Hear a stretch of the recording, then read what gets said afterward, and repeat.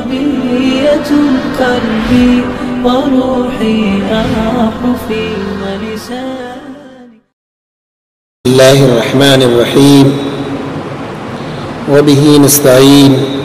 أما بعد، أعوذ بالله من الشيطان الرجيم. بسم الله الرحمن الرحيم. أقيموا الصلاة وآتوا الزكاة. صدق الله العظيم. وقال تعالى في مقام آخر: يوم يحمى عليها في نار جهنم فتكوى بها جباههم وجنوبهم وظهورهم هذا ما كنزتم لأنفسكم فذوقوا ما كنتم تكنزون. صدق اللہ العظیم. قابل قدر بزرگوں اور دوستوں، اللہ تبارک و تعالیٰ نے ہر مسلمان کو عقل و شعور سے نوازا ہے، صحت و عافیت جیسی عظیم نعمت عطا کی ہے، مال و دولت جیسا عظیم سرمایہ عطا کیا ہے. لہذا ہر مسلمان کو خصوصاً یہ حقیقت پیش نظر رکھنی چاہیے کہ اسے جو کچھ بھی دولت اور ثروت عطا کی گئی اس کا اصل مالک وہ خود نہیں بلکہ اللہ تبارک و تعالیٰ ہی مالک حقیقی ہے، اور اس نے محض اپنے فضل و کرم سے ہمیں اپنی ملکیت میں بطور نیابت تصرف کرنے کا حق دے رکھا ہے. جب اللہ ہی اس کا مالک ہے اور اسی کی قدرت کی بنا پر ہمیں یہ نعمت میسر آئی ہے، تو اگر وہ اپنے بندوں کو یہ حکم کرتا کہ وہ اپنا سارا مال اللہ کی راہ میں لٹا دیں تو ہمیں شکایت یا اعتراض کا کوئی موقع نہ تھا، کیونکہ اس کی چیز ہے، وہ جہاں اور جتنی چاہے خرچ کرے، مگر یہ بھی اس کا فضل ہے کہ اس نے جہاں ہمیں خرچ کرنے کا حکم دیا وہاں پورا مال نہیں بلکہ کچھ حصہ خرچ کرنا ضروری قرار دیا. قرآن کریم میں جہاں بھی انفاق فی سبیل اللہ کا حکم دیا گیا ہے وہاں من تبعیضیہ لا کر اس طرح اشارہ کر دیا کہ سارا مال خرچ کرنا مطلوب نہیں بلکہ کچھ حصہ دے دینا کافی ہے، اور ساتھ میں اس طرف بھی توجہ دلائی گئی کہ ہم تمہارا مال نہیں مانگ رہے ہیں بلکہ ہم نے جو تمہیں دیا ہے اسی میں سے تھوڑا سا حصہ لینا چاہتے ہیں تاکہ دینے والے کا بوجھ ہلکا ہو جائے.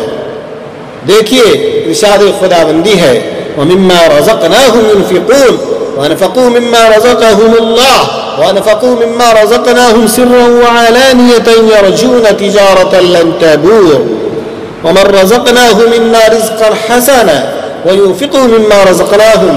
ان جیسی آیات میں اللہ تبارک و تعالیٰ نے آگاہ کیا کہ زکوٰۃ وغیرہ کا حکم کوئی ٹیکس نہیں کہ اسے بھاری سمجھا جائے، بلکہ یہ تو اللہ تعالیٰ اپنی ہی دی ہوئی ایک امانت تم سے مانگ رہا ہے، لہٰذا اسے دینے میں تمہارے دل پر کوئی تنگی اور بوجھ نہیں ہونا چاہیے.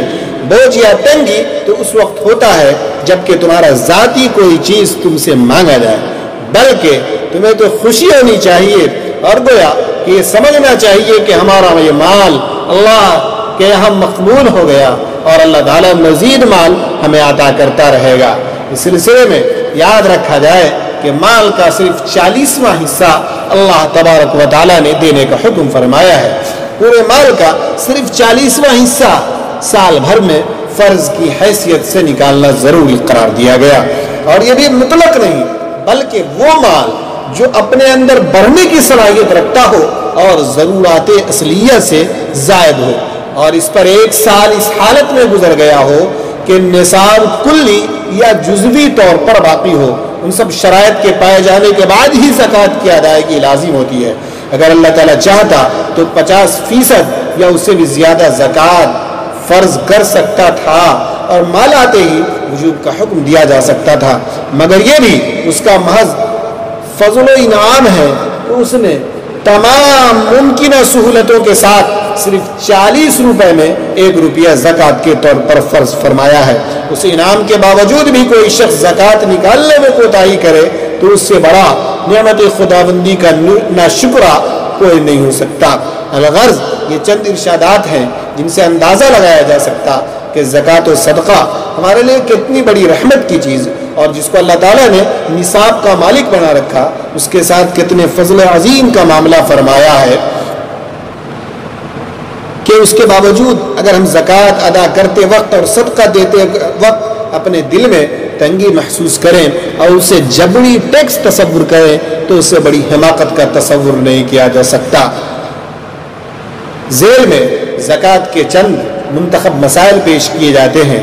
نمبر 1، زکوٰۃ کی فرضیت کے لیے ضروری ہے کہ آدمی میں درج ذیل صفات پائی جائے۔ نمبر 1، آدمی آزاد ہو، غلام یا باندی پر زکوٰۃ فرض نہیں۔ اسی طرح وہ مسلمان ہو، کافر سے زکوٰۃ کا مطالبہ نہیں۔ سمجھدار ہو، پاگل پر زکوٰۃ فرض نہیں، جبکہ یہ پاگل پن اس پر تسلسل کے ساتھ طاری رہے۔ اسی طرح بالغ ہو، بچے پر زکوٰۃ نہیں۔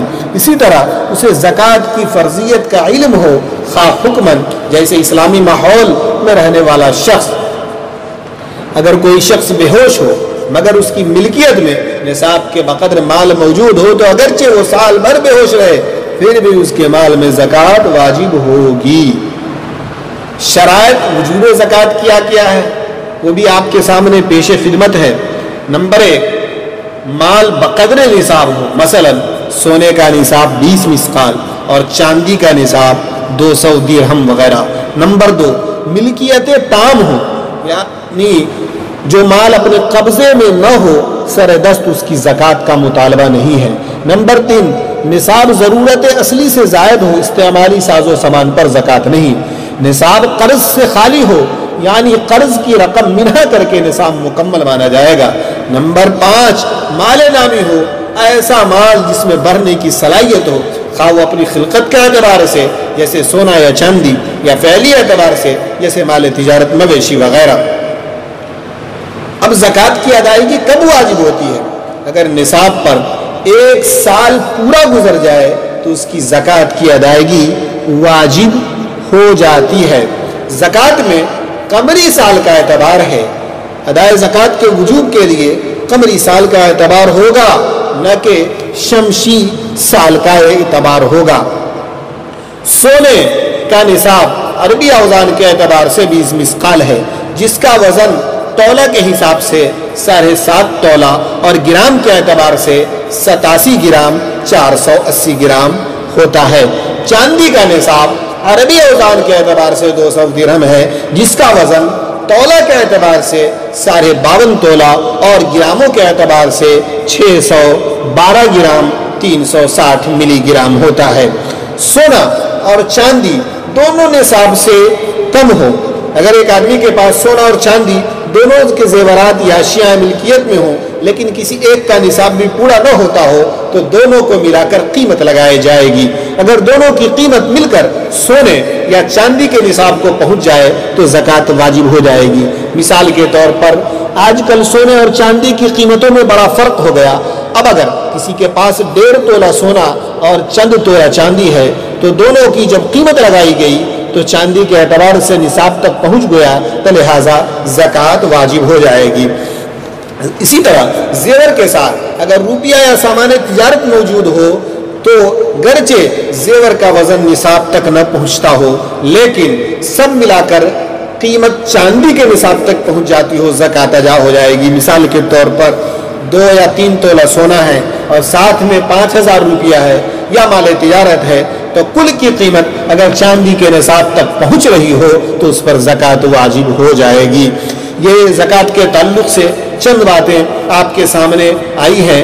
امید ہے کہ اللہ تبارک و تعالی ہمیں صحیح سمجھ عطا فرمائے، عمل کی توفیق عطا فرمائے۔ زکوٰۃ کے تعلق سے جو بھی مسائل کی ضرورت ہو کمنٹس باکس میں آپ سوال کر کے جواب طلب کر سکتے ہیں۔ اللہ تبارک و تعالی ہمیں عمل کی توفیق عطا فرمائے۔ وما توفیقی الا باللہ۔